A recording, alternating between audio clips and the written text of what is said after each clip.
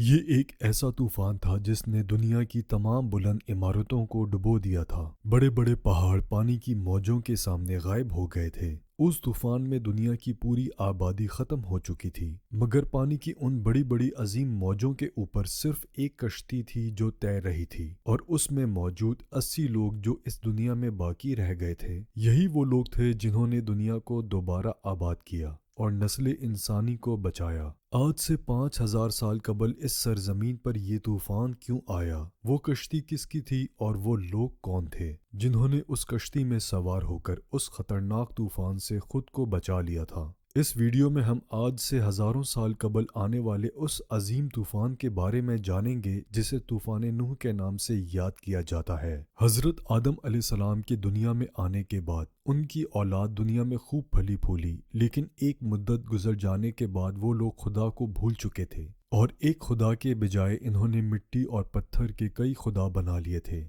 نہ صرف ان کی عبادت گاہیں بتوں سے بھری پڑی تھیں، بلکہ ہر گھر میں بت رکھے ہوئے تھے۔ ابلیس نے بنی نوح انسان کو کفر و شرک میں مبتلا کر دیا تھا۔ لوگ حضرت آدم علیہ السلام، حضرت شیس علیہ السلام اور حضرت ادریس علیہ السلام کی تعلیمات کو بھلا چکے تھے۔ حضرت ادریس علیہ السلام کو بھی وفات پائے سینکڑوں برس گزر چکے تھے۔ چنانچہ اللہ تعالیٰ نے اس قوم ہی میں سے ایک نیک شخص حضرت نوح کو ان کی طرف نبی بنا کر بھیجا۔ آپ کے والد کا نام لمک تھا، اور وہ حضرت آدم علیہ السلام کے بیٹے حضرت شیس علیہ السلام کی اولاد میں سے تھے۔ حضرت نوح علیہ السلام اللہ کے پہلے رسول ہیں جنہوں نے اپنی قوم کو تبلیغ کی۔ آپ پر کتابیں نازل ہوئیں، اور سب سے پہلے آپ کی قوم پر عذاب نازل ہوا۔ حضرت نوح علیہ السلام کی قوم ملک عراق کے گرد و نواح میں آباد تھی۔ آپ نے انہیں اللہ کی وحدانیت اور عبادت کی طرف دعوت دی۔ آپ نے اپنی قوم سے کہا، میں تم کو کھول کھول کر ڈر سنانے اور یہ پیغام پہنچانے آیا ہوں کہ اللہ کے سوا کسی کی عبادت نہ کرو۔ اگر تم اسی طرح کفر و شرک میں مبتلا رہو گے تو مجھے ڈر ہے کہ تم کسی سخت عذاب میں مبتلا نہ ہو جاؤ۔ حضرت نوح علیہ السلام کی قوم نے اس تبلیغ کے جواب میں آپ کو جھوٹا قرار دیا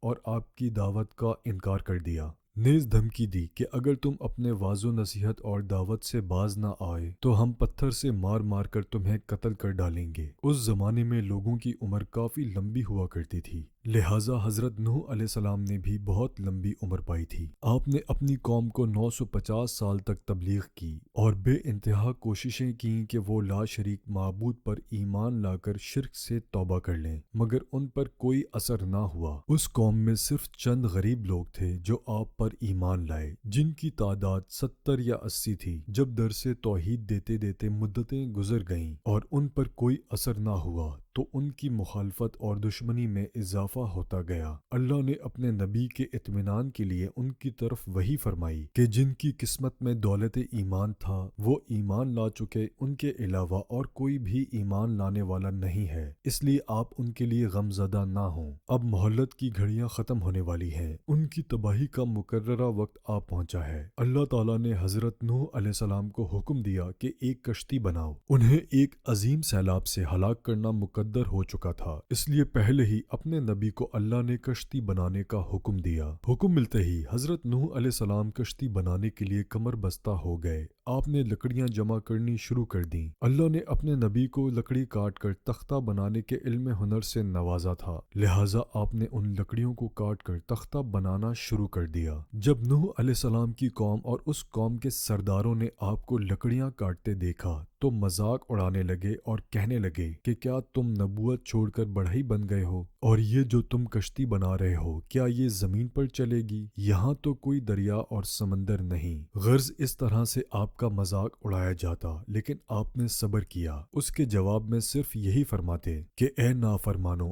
آج تو تم میرا مذاق اڑا رہے ہو، لیکن اللہ کا عذاب طوفانی شکل میں آئے گا تو پھر تمہیں حقیقت کا پتہ چلے گا، مگر افسوس اس وقت تمہاری کوئی معافی قبول نہیں ہوگی۔ جب عذاب الہی کا وقت قریب آیا تو اللہ نے حکم دیا کہ ہر قسم کے جانوروں کا ایک ایک جوڑا اس میں رکھ لو، اور جو لوگ ایمان لائے ہیں انہیں بھی سوار کر لو۔ حضرت نوح علیہ السلام نے احکام خداوندی کے مطابق سب کو سوار کر لیا اور عبادت الہی میں مصروف ہو گئے۔ آخر کار طوفان کے آثار ظاہر ہونے لگے اور دیکھتے ہی دیکھتے زمین کے ہر گوشے سے پانی ابلنے لگا۔ آسمان سے قیامت خیز بارش ہر شے کو بہا کر لے جانے کے در پہ تھی۔ گویا قیامت کا منظر تھا۔ کشتی طوفان کے پہاڑ جیسی اونچی لہروں پر تیر رہی تھی۔ حضرت نوح علیہ السلام نے اپنے بیٹے کنعان کو دیکھا جو ایک اونچے مقام پر موجود تھا۔ انہوں نے کہا، اے میرے بیٹے، ہمارے ساتھ کشتی میں سوار ہو جا اور کافروں کے ساتھ نہ رہے۔ اس نے کہا، ابا میری فکر نہ کرو، میں ابھی سب سے اونچے پہاڑ پر چڑھ گیا ہوں اور پانی سے بچ جاؤں گا۔